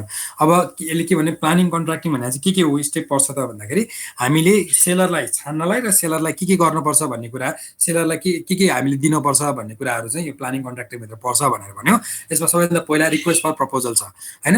Request for proposal भनेको के हो भन्दा a proposal is a document prepared by the seller when there are different approaches for meeting buyer needs हैन। प्रपोजलमा चाहिँ के हुन्छ त भन्दाखेरि अब प्रपोजलमा चाहिँ सेलरले के गर्छ त भन्दाखेरि तपाईलाई हामीले अघि जुन स्टेटमेन्ट अफ वर्क बनायौँ त्यो स्टेटमेन्ट अफ वर्क अनुसार त्यसलाई फुलफिल गर्नलाई त्यसलाई मिट गर्नलाई के चाहिन्छ भन्ने कुरा चाहिँ उसले के गर्छ तपाईले प्रपोजलमा लेख्छ।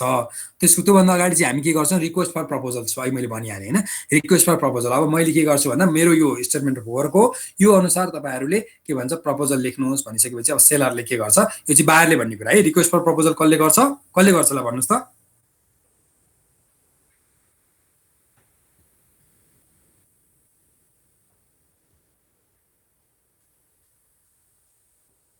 रिक्वेस्ट फर प्रपोजल त बायरले होला नि। बायरले गर्छ। Very good. स्टेटमेन्ट अफ वर्कमा को आधारमा उसले के भन्छ भन्दा मलाई तपाईँहरूको प्रपोजल चाहियो भन्छ। रिक्वेस्ट फर प्रपोजल शब्दबाटै बुझिन्छ नि त होइन। रिक्वेस्ट फर प्रपोजल भनेको तपाईँहरू प्रपोजल लिएर आउनु। प्रपोजल कसले बनाउँछ सेलरले बनाउँछ। सेलरले बनाउने प्रपोजल चाहिँ मेरो स्टेटमेन्ट अफ वर्क अनुसार तपाईँले प्रपोजल लिएर आउनुहोस् भनेर रिक्वेस्ट कसले गर्छ बायरले गर्छ। भेरी गुड है। त्यसपछि प्रपोजल कसले बुझाउँछ सेलरले बुझाउँछ। बायरको यो निड छ यो निडलाई म यति पैसामा यसरी फुलफिल गर्छु भनेर लेखेर बुझाउने कुरा चाहिँ प्रपोजल भयो।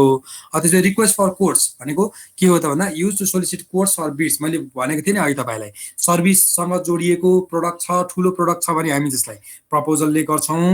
यो कोट्स भनेको चाहिँ तपाईँले ठ्याक्क पैसा कति हो भनेर माग्ने कुरा चाहिँ बिड अथवा कोट हो भनेर भने कोट गर्ने भनेको चाहिँ प्राइस यति पर्छ भनेर कोट गर्नेलाई चाहिँ हामी कोट्स भनेर भन्छौँ।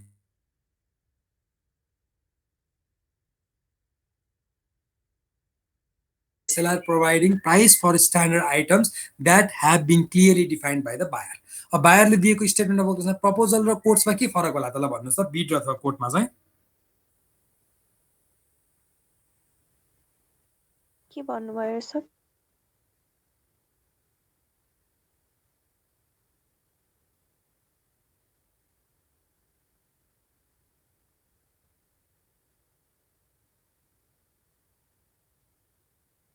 एक्ज्याक्टली त्यो कम्पोनेन्ट अथवा त्यो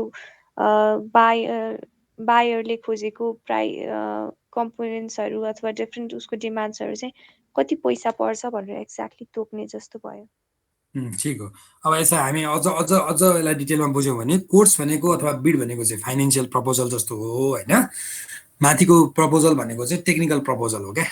तपाईँले काम कसरी गर्नुहुन्छ के गर्नुहुन्छ भन्ने कुरा चाहिँ म तपाईँको कुरा चाहिँ टेक्निकल प्रपोजल भयो। तल पैसा कति लाग्छ भन्ने कुरा चाहिँ फाइनेन्सियल प्रपोजल भयो। यो दुईटा कुरा चाहिँ के भन्दा एकैचोटि बुझाउँछ धेरै यस्तो ठुलो बिडहरूमा जहाँ चाहिँ हामी पहिला फाइनेन्सियल प्रपोजल खोलेर हेर्छौँ अनि त्यो सबैभन्दा सस्तो जसको छ त्यसको टेक्निकल प्रपोजल हेर्छौँ। फाइनेन्सियल प्रपोजल ठिक हुँदाहुँदै सस्तो हुँदाहुँदै पनि टेक्निकल प्रपोजल चित्त बुझेन भने त्यसलाई छोड्छौँ। तर टेक्निकल प्रपोजल चित्त बुझ्यो भने त्यसलाई हामी सेलेक्ट गर्छौँ। यो दुईटा कुरा चाहिँ उस्तै सुनिन्छ तर प्रपोजल भनेको हामी धेरै जस्तो टेक्निकल प्रपोजललाई भन्छौँ। टेक्निकल प्रपोजल भए पनि के हुन्छ भने फाइनेन्सियल पनि त्यसमा हुनसक्छ है। त्यो depending upon the need of the buyer तपाईँले कसरी माग्नुहुन्छ प्रपोजल भन्नेमा डिपेन्ड गर्छ। तर कोट्स भनेपछि प्राइसको कुरा आउँछ। प्रपोजल मात्र भन्यो भने चाहिँ प्राइसको कुरा नआउन पनि सक्छ है। आउन पनि सक्छ नआउन पनि सक्छ। माथिकोमा चाहिँ तलकोमा चाहिँ कोट्स र बिड भनेपछि चाहिँ प्राइस आउनै पर्छ। बुझ्नुभयो? अब एकदम कन्फ्युजिङ छ है। तपाईँहरू यो काम गरे मान्छेले मात्र अलि राम्रोसँग बुझिन्छ। अब तपाईँहरू यो थ्योरी मात्र पढ्दाखेरि अलिक गाह्रो हुनसक्छ। त्यही भएर मैले अलि बिस्तारै एक्सप्लेन गरेको है।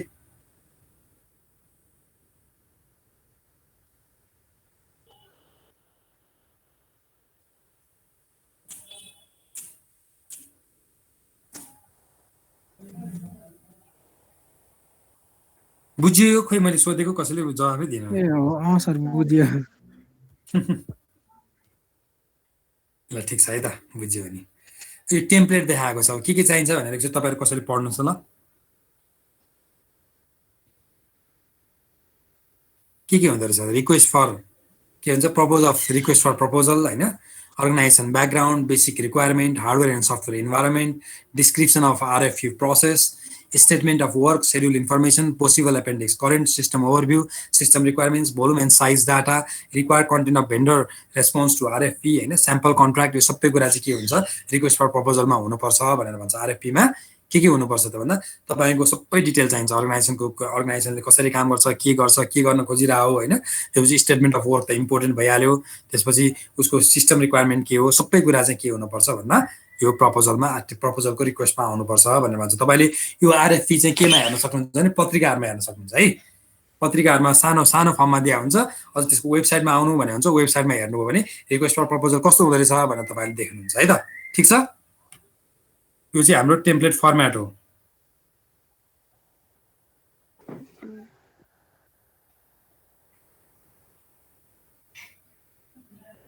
ठीक छ, बुझ्यो कुरा? हजुर सर। हजुर सर। अब इभ्यालुएसन क्राइटेरिया है। इभ्यालुएसन क्राइटेरिया भनेको तपाईले के भन्छ, सेलरले तपाईलाई प्रपोजल दियो, टेक्निकल फाइनान्शियल दुईटै। अब तपाईले कसरी छान्नुहुन्छ त? तपाईलाई त 5 जना 6 जना 7 जनाले दिन्छन् होला। भनेपछि के हुन्छ त भन्दा it is important to prepare some form of evaluation criteria preferably before issuing a formal request for proposal. तपाईले क्राइटेरिया कहिले बनाउनु पर्छ भन्दा तपाईले अगाडि नै बनाउनु पर्छ, रिक्वेस्ट फर प्रपोजल निकाल्नु भन्दा अगाडि। के को आधारमा मैले मान्छे छान्छु भन्ने कुरा हैन, त्यो फर्मेट अनुसार हामीले छान्नु पर्छ भनेर भन्यो। Be aware of the proposals that look good on paper. Be sure to evaluate factors such as past performance and management approach. तपाईले के लेख्नुभयो भन्दाखेरि एकदम राम्रो प्रपोजल बनाउनु भएको छ, तर तपाईसँग पास्ट एक्सपिरियन्स छैन भने के हुन सक्छ भन्दा तपाईले पास्ट एक्सपिरियन्स नभएको कारणले परफर्म गर्न नसक्ने चान्स हुन्छ। त्यही भएर तपाईको पास्ट परफर्मेन्स देखि लिएर सबै कुरा राम्रोसँग हेर्नुपर्छ भनेर भन्छ। Can require a technical presentation as a part of the proposal.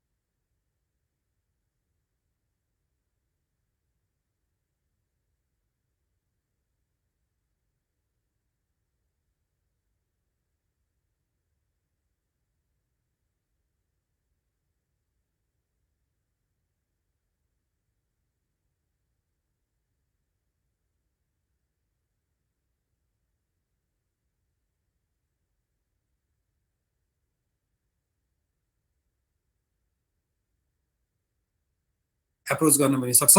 Approaching several potential vendors बाहेक पोटेन्शियल भेन्डर भनेको चाहिँ भेन्डर भनेको तपाईले गरिरहेको मान्छे प्रिफर्ड भेन्डर भनेको तपाईले सर्टलिस्ट गर्नुहुन्छ। तपाईले सुन्नु भएको छ के अरे असारमा चाहिँ तपाईको के भन्छ सर्टलिस्ट गर्नुपर्छ कम्पनी भन्छ नि, अथवा के भन्छ रजिस्टर गर्नुपर्छ भन्छ नि कुनै पनि अर्गनाइजेसन, हाम्रो सरकारी कार्यालयहरुमा विशेष गरी। कसैले सुनेको छ त्यस्तो? हजुर सर। हो, त्यो चाहिँ के गरेको भन्दा प्रिफर्ड भेन्डरहरुको लिस्ट बनाएको, पुल अफ भेन्डर्स बनाएको है। अनि त्यहाँबाट के गर्छ भन्दा 3 वटा कोटेसन मागेर काम गर्छ। त्यो चाहिँ असार मसान्तमा मागिरहेको हुन्छ। तपाईले अहिलेको बेलातिर पत्रिका हेर्नु भने असार मसान्त भन्दा अगाडि तपाईहरु सूचीकृत गर्न आउनुहोस् भनेर लेखा हुन्छ, सूचीकृत गर्ने भन्छ त्यसलाई है। त्यस्तोबाट प्रिफर्ड भेन्डर्स भने किन्न सक्छ, अथवा सेभरल पोटेन्शियल भेन्डर भनेको पत्रिकामा खोलेर पब्लिक नोटिस निकालेर गर्न पनि सक्छ। अब एडभर्टाइजिङ टु एनीवन इन्ट्रेस्टेड भनेको तपाईको पब्लिक पत्रिकामा निकालेर। अब एप्रोचिङ सेभरल पोटेन्शियल भेन्डर भनेको चाहिँ जसले सप्लाई गर्न सक्छ त्यो सबैलाई गर्नेलाई सेभरल पोटेन्शियल सबैलाई भनेको गरेर सूचीकृत गरेको मध्येलाई भन्नेलाई चाहिँ प्रिफर्ड भेन्डर भन्यो है। अब bidders conference can help clarify the buyer expectation. अब जो बिडरहरु अथवा जो सप्लायरहरु छन् उनीहरु सबैको कन्फरेन्स गरेर तपाईले हाम्रो रिक्वायरमेन्ट यो भनेर गर्नुभयो भने अझ राम्रो हुन्छ भनेर भन्ने कुरा यसले गरेछ। ठीक छ, यहाँसम्म बुझ्यो? बुझ्एन भने सोधिहाल्नुस् है। यही स्लाइडमा बुझ्या छैन भने भनिहाल्नुस्, म क्ल्यारिफाई गरिहाल्छु। बुझ्यो सर। ठीक छ, बुझ्या छ यो? यस sir. Selecting sellers, also called as a source selection, involves evaluating proposal or bids from the sellers, choosing the best one, negotiating the contract, awarding the contract. भनेको के गर्नुहुन्छ त भन्दा पहिला तपाईले जो अघि गरेको उसबाट सिलेक्ट गर्नु पर्यो। सिलेक्ट गर्नलाई के गर्नुहुन्छ भन्दा त हामी पहिला इभ्यालुएट गर्छौं हैन। इभ्यालुएट के को आधारमा गर्छौं? जुन क्राइटेरिया हामीले सुरुमा भनेका छौं त्यो क्राइटेरिया। जस्तो हामी कसरी बनाउँछौं भन्दाखेरि अब के भन्छ टेक्निकल फाइनान्शियल प्रपोजल सबैभन्दा कम हुनेलाई हामी 100 दिन्छौं, त्यसपछिकोलाई 80 दिन्छौं, त्यसपछिकोलाई 70 दिन्छौं भनेर एउटा फाइनान्शियल क्राइटेरियाको हामीले बनायौं। त्यसपछि हामीले फेरि के गर्यौं त भन्दाखेरि त्यो अनुसार तपाईले अरु टेक्निकलिटिज पनि हेर्नु भयो हैन। अरु टेक्निकलिटिज अनुसार तपाईको के भन्छ के ठीक छ, उसको के ठीक छैन भन्ने कुरा इभ्यालुएट गर्छौं र त्यसको आधारमा गर्छौं भन्ने कुरा भन्नुहुन्छ। तर त्यो भन्दा अगाडि तपाईले के गर्नुहुन्छ भने त्यो भन्दा अगाडि नै तपाईले एउटा क्राइटेरिया चाहिँ बनाउनुहुन्छ। यस्तो यस्तो भयो भने सिलेक्ट गर्छु भन्ने कुरा तपाईलाई पहिले नै थाहा हुनुपर्छ। तपाईले पछि बनाउनु भयो भने के हुन्छ त्यो बायस्ड हुन्छ। बुझ्यो कुरा? Yes, sir. क्राइटेरिया बनाउँदा सकेसम्म तपाईँले बायस क्राइटेरिया बनाउनु हुँदैन भन्ने कुरा बुझ्नु पर्यो है त। त्यसपछि के गर्छौँ भन्दा तपाईँले बनाएको क्राइटेरियामा जो सबैभन्दा बेस्ट छ हामी त्यसलाई काम दिने गरी छान्छौँ। त्यो छानिसकेपछि के गर्छौँ त भन्दा कन्ट्र्याक्ट नेगोसिएसन गर्छौँ। भनेको अघि तपाईँले बुझाएको प्राइसमा पनि थप नेगोसिएसन गर्छौँ। यो अलिक महँगो भयो जस्तो लाग्यो, तपाईँले यो कुरामा घटाउन सक्नुहुन्छ भन्ने हामीलाई फिलिङ छ, तपाईँले सक्नुहुन्छ सक्नुहुन्न भनेर हामी कुरा गर्छौँ। त्यो नेगोसिएसन गर्दाखेरि उसले ल ठिकै छ नि त, तपाईँहरूसँग काम गर्न पाउनु नै हामीलाई राम्रो कुरा हो, त्यही भएर हामी यो फ्युचरलाई हेरेर अहिलेलाई त हामीलाई नाफा हुँदैन तर फ्युचरलाई हेरेर घटाउँछौँ भन्यो भने हामी के गर्छौँ भन्दा उसँग त्यही अनुसार कन्ट्र्याक्ट गर्छौँ। र कन्ट्र्याक्ट चाहिँ के गर्छौँ भन्दा नेगोसिएसन पछि हामी कन्ट्र्याक्ट गर्छौँ। अवार्डिङ द कन्ट्र्याक्ट भनेको कन्ट्र्याक्ट गरेर उसलाई ल तपाईँले यति दिनभित्र यो काम हाम्रो सकिदिनु पर्यो भनेर दिन्छौँ। यसमा बुझ्यो? Yes, sir. धेरै गाह्रो त छैन तर अलिक कन्फ्युजिङ भएर तपाईँहरूलाई के छ भनेर सोधेको है। ल स्याम्पल प्रपोजल इभ्यालुएसन सिट यस्तो खालको इभ्यालुएसन सिट हुनसक्छ। तपाईँले यो चाहिँ कपीमा बनाउनुहोस् त, तपाईँलाई चाहिन सक्छ, एक्जाममा सोध्न सक्छ, त्यो बेलामा तपाईँलाई काम लाग्छ। हाम्रो इभ्यालुएसन सिट चाहिँ यस्तो हुन्छ ल हेर्नुहोस्। टेक्निकल एप्रोचलाई 30% दिएको छ, म्यानेजमेन्ट एप्रोचलाई 30%, पास पर्फर्मेन्स भने पहिला तपाईँको कस्तो थियो पर्फर्मेन्स भन्ने कुरालाई 20% दिएको छ। प्राइस भनेको अघि हामीले भन्यौँ नि प्राइस अब 20% भनेको के छ त भन्दा नम्बर कति दिने, नम्बर चाहिँ तपाईँको जति धेरै कम प्राइस भयो त्यति बढी नम्बर दिन्छौँ हामी। त्यो चाहिँ 100% को आधारमा हामी के गर्छौँ त तपाईँलाई इभ्यालुएट गर्छौँ भनेर। ल यो डायग्राम बनाउनुहोस् त। यो 20% जुन छ नि यो 20 नै हुनुपर्छ भन्ने छैन है। तपाईँले एक्जाममा दिँदाखेरि हामीले सबैको पर्सेन्टेज चेन्ज गर्न सक्छौँ। टेक्निकललाई हामीले 50% दिने अथवा हामी प्राइसलाई 50% दिने अरूलाई बाँकी दिने भन्यो भने पनि मिल्छ। त्यसमा नथिङ इज राइट अर रङ है। ठिक छ? हजुर सर। ल यो डायग्राम यो पिक्चर बनाउनुहोस् त। यो क्राइटेरिया तपाईँलाई एक्जाममा यो क्वेसन सोद्धाखेरि लेख्न सजिलो हुन्छ यति बनाएपछि।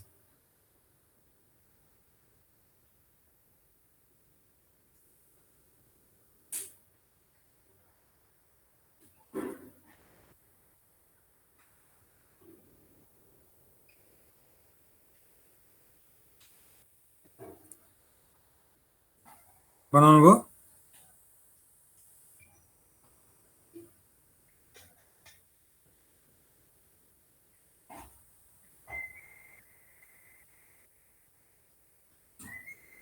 तीनवटा प्रपोजलको मात्र देखाएको छ, त्यस्तो धेरैवटा प्रपोजल हुनसक्छ। तपाईँले एक्जाममा देखाउँदा तीनवटा देखाउँदा काफी नै हुन्छ होइन, धेरै देखाउनु पर्छ भन्ने छैन। तर तपाईँहरूले बुझ्दाखेरि तीनवटाभन्दा बढी पनि हुनसक्छ, प्रपोजल जतिवटा पनि हुनसक्छ। जतिवटा भए पनि हामीले जुन सेलेक्सन क्राइटेरिया बनाएका छौँ त्यो सेलेक्सन क्राइटेरिया अनुसार ठिक छ भने हामी के गर्छौँ त्यही अनुसार त्यसलाई अगाडि बढाउँछौँ भन्ने कुरा भयो।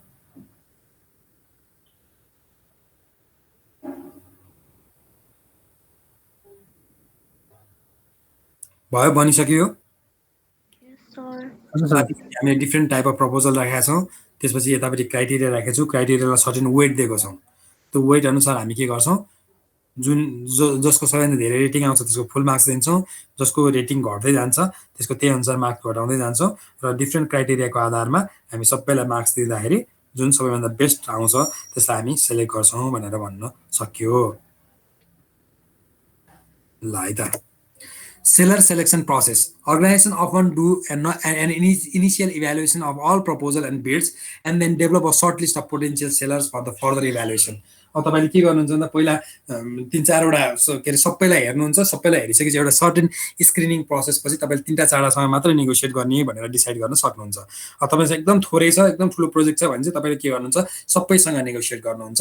तर सबैसँग नेगोसिएट गर्दा के हेर्नुहुन्छ भन्दा उनीहरूको फाइनेन्सियल कति टाढा छ, उनीहरूको टेक्निकल एप्रोच कस्तो छ, कति नाम चलेको कम्पनी हो भन्ने कुरा सबै हेरेर तपाईँले के गर्नुहुन्छ त्यो ट्राई गर्नुहुन्छ।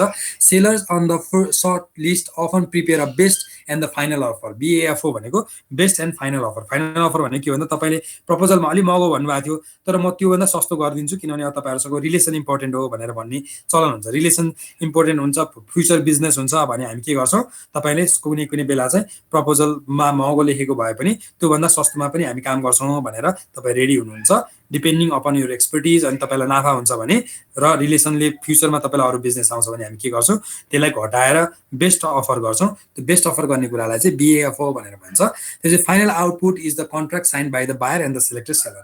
अब तपाईँको नेगोसिएसन सकिसकेपछि के हुन्छ भन्दा बायर र सेलरले अब हामी यो अनुसार काम सुरु गरौँ भनेर कन्ट्र्याक्ट गर्छन्। त्यो कन्ट्र्याक्ट गरिसकेपछि के भयो त भन्दा तपाईँको हाम्रो यो प्रोसेस चाहिँ क्लोज भयो। ठिक छ, यहाँसम्म बुझ्यो? Yes, sir. अब तपाईँको सेलर चाहिँ हामीले सेलेक्ट गरिसक्यौँ। अब त्यसको आधारमा हामी के गर्छौँ त भन्दा सेलर छान्छौँ भन्दा सेलरलाई काम गर भनेर काम गर्न सुरु गर्छौँ। ल है त। अब एडमिनिस्ट्रेटिङ द कन्ट्र्याक्ट, एडमिनिस्ट्रेटिङ भनेको के हो भने अघि मैले अलिकति भनेको थिएँ, ensure that the seller performance meet contractual requirement. यो भनेको एडमिनिस्ट्रेसन भने के रहेछ त, तपाईँको सेलरले जे कमिटमेन्ट गरेको थियो सुरुमा म यस्तो यस्तो सामान यसरी उपलब्ध गराउँछु भनेको थियो, त्यो अनुसार उसको सबै कुरा ठिक छ कि छैन भनेर हेर्ने कुरा चाहिँ कन्ट्र्याक्ट एडमिनिस्ट्रेसनभित्र पर्छ भनेर मैले भनेको थिएँ। कहिले के भनेको थिएँ भन्दा कन्ट्र्याक्ट सुरु भएदेखि कन्ट्र्याक्ट नसकिन्जेलसम्म हामी जे कुरा गर्छौँ सबैलाई कन्ट्र्याक्ट एडमिनिस्ट्रेसन भनेर भन्छौँ भनेको। अब तपाईँले कन्ट्र्याक्टमा लेखेको सबै कुरा सेलरले मानेको छ कि छैन, त्यो अनुसार उसले के भन्छ कन्ट्र्याक्ट म्यानेजमेन्ट गर्यो कि गरेन भन्ने कुरा चाहिँ कन्ट्र्याक्ट एडमिनिस्ट्रेसन हो। Contracts are the legal relationship, so it is important that the legal and the contracting professional be involve in writing and administrating the contract. भनेको तपाईँको यो लिगल डकुमेन्ट भएर यसमा लिगल के भन्छ लिगल ज्ञान भएको लिगल कुरा बुझ्ने मान्छे चाहिँ कन्ट्र्याक्ट एडमिनिस्ट्रेसन डिपार्टमेन्टमा हुनुपर्छ भनेर भन्छ। लेख्ने कुरामा पनि कन्ट्र्याक्ट लेख्ने कुरामा पनि लिगल मान्छे चाहिन्छ र एडमिनिस्ट्रेटर गर्ने कुरामा पनि के भन्छ मान्छे चाहिन्छ भनेरले भन्छ। It is critical that the project managers and the team members watch for the constructive change orders which are oral or written acts or omissions by someone with actual or apparent authority that can be integrated to have the same effect as written change order। यो के भनेको त भन्दाखेरि तपाईको कहिलेकाहीँ के हुन्छ भन्दा ठुलो कन्ट्र्याक्टहरुमा सर्टेन चीजहरु चेन्ज गर्नुपर्ने हुन्छ। त्यो चेन्ज गर्नुपर्ने बेलामा को रेस्पोन्सिबल हुन्छ त भन्दा जो मान्छेले कन्ट्र्याक्ट लेखेको छ भनेको अथवा जो मान्छेले कन्ट्र्याक्ट साइन गरेको छ त्यही लेभलको मान्छेले हुनुपर्छ, तर त्यसलाई अफिसियल बनाउनु पर्छ। भनेको अफिसियल भनेको के हो भन्दा हामी बीचबीचमा कन्ट्र्याक्ट पनि अमेन्डमेन्ट गर्छौं as per the requirement of the company or as per the requirement of the contract. बाहिर सेलर दुईटैले बसेर के गर्छौं त भन्दा सर्टेन लेभलमा कन्ट्र्याक्ट अमेन्डमेन्ट गर्छौं भनेर भनेको छ। त्यो कन्ट्र्याक्ट अमेन्डमेन्ट कुन बेलामा गर्छौं त भन्दा जुन बेलामा हामीलाई कन्ट्र्याक्चुअल निडहरु चेन्ज गर्नुपर्ने हुन्छ त्यो बेलामा चेन्ज गर्छौं, तर त्यो चेन्ज गरेको कुरा चाहिँ वेल डकुमेन्टेड हुनुपर्छ र कन्ट्र्याक्टमा पनि लेखेको हुनुपर्छ भनेरले भन्छ। ठीक छ, यो भनेको कुरा बुझ्नु भएको छ?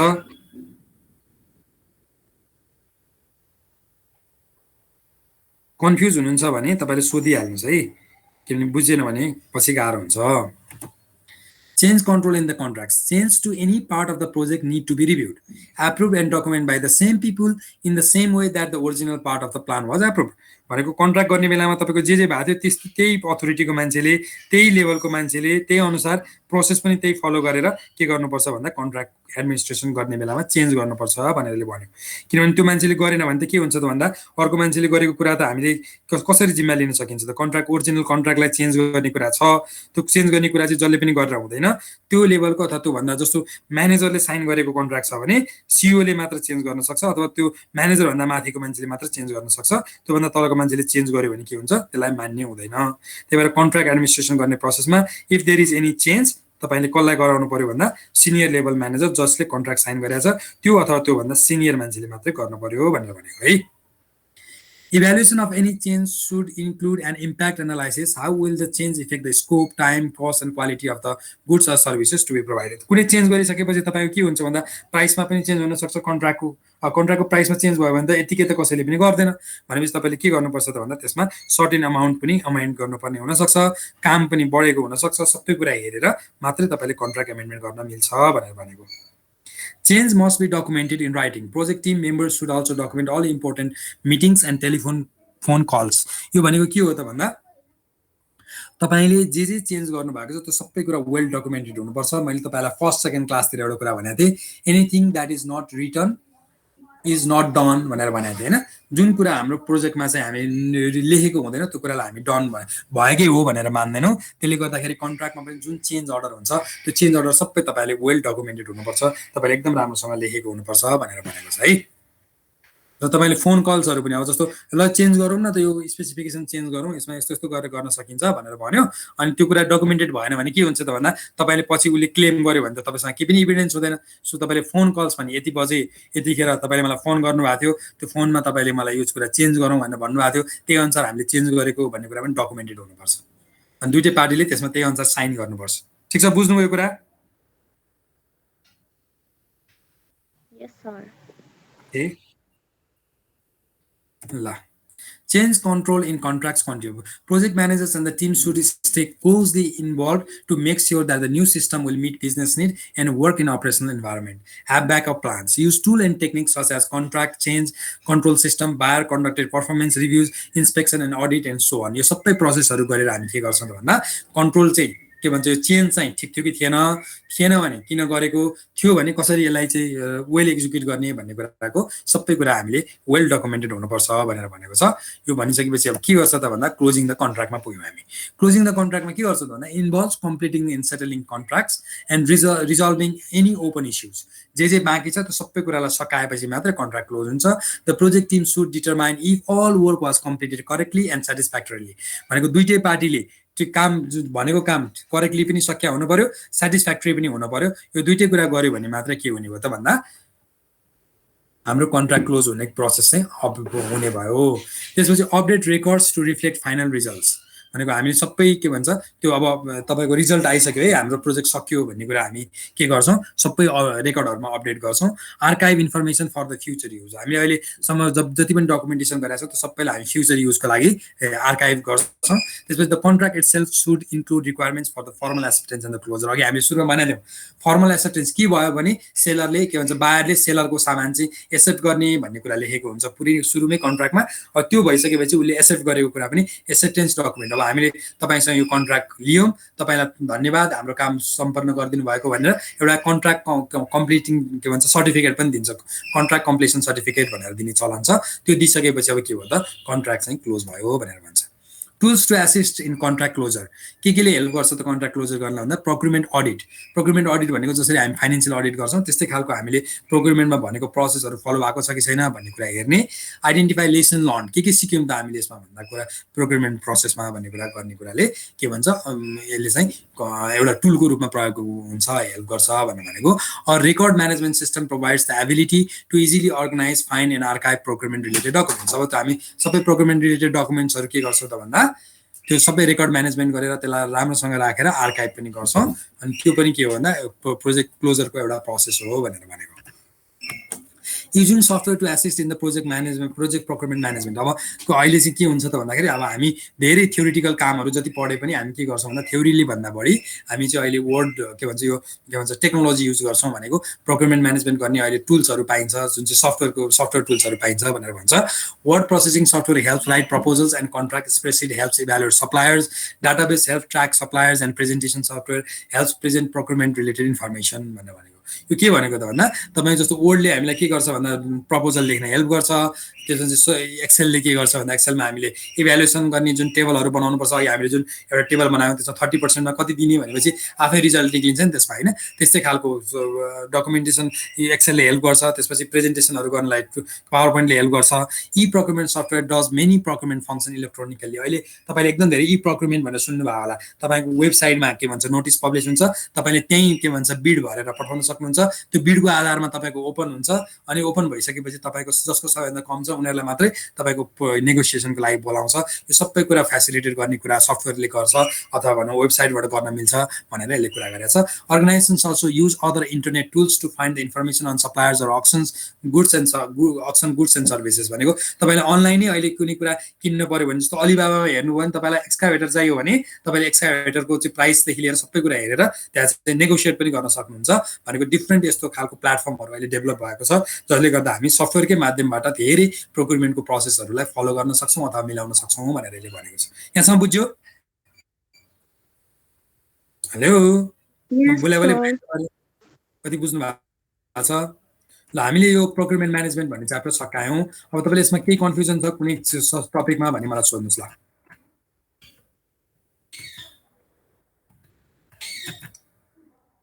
के छ यसमा?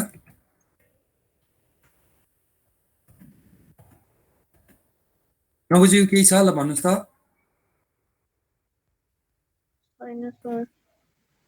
छैन?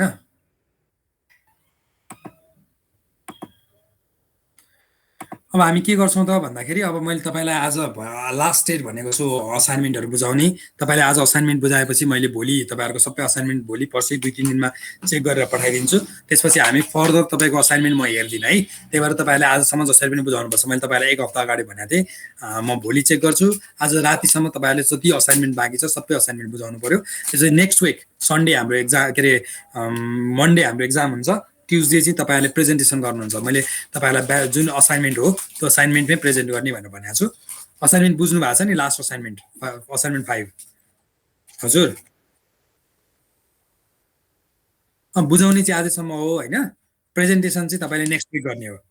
तपाईँले जुन के अरे नोट राइट सर्ट नोट भन्ने क्वेसन छ नि, त्यसको आन्सर चाहिँ तपाईँले आजै बुझाउनुपर्छ, आजै पोस्ट गर्नुहोस्, किनभने म भोलि चेक गरिदिन्छु तपाईँको मिलाएको छैन भनेर।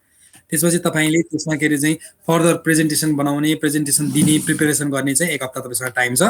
हाम्रो मन्डे एक्जाम हुन्छ, ट्युजडे हामी प्रेजेन्टेसन गर्छौँ। त्यसपछि हाम्रो यो के भन्छ यो सेसन चाहिँ तपाईँले अब ब्यालेन्स स्कोर कार्ड कतिको पढ्नु भएको छ, कतिको भेट्नुभयो होइन, त्यो राम्रोसँग पढेको प्रेजेन्ट गरेको भन्ने तपाईँहरू साथीहरूले फिल गरेको फिल गयो भने म पढाउँदिनँ।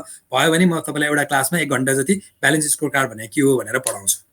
तर मलाई के विश्वास छ भने तपाईँहरूले प्रेजेन्टेसन गर्दाखेरि त्यो प्रेजेन्टेसनमै सबै कुरा आउँछ र तपाईँहरूले त्यो कुरा जुन राइट सर्ट नोट्स भनेर क्वेसन आउँछ त्यो चाहिँ कहिलेकाहीँ 8 मार्क्स पनि सोध्छ, कहिलेकाहीँ 5 मा पनि सोध्छ, डिपेन्डिङ अपन द सिचुएसन होइन। अनि त्यो एउटा सर्ट नोट्स लेख्ने मात्रै हो त्यो क्वेसन सधैँ पढ्ने। त्यही भएर त्यसमा तपाईँहरूले राम्रो गर्नुभयो भने तपाईँहरूकैबाट भइहाल्यो, त्यो भएन भने चाहिँ म तपाईँहरूलाई पढाउँछु फेरि एकचोटि है त।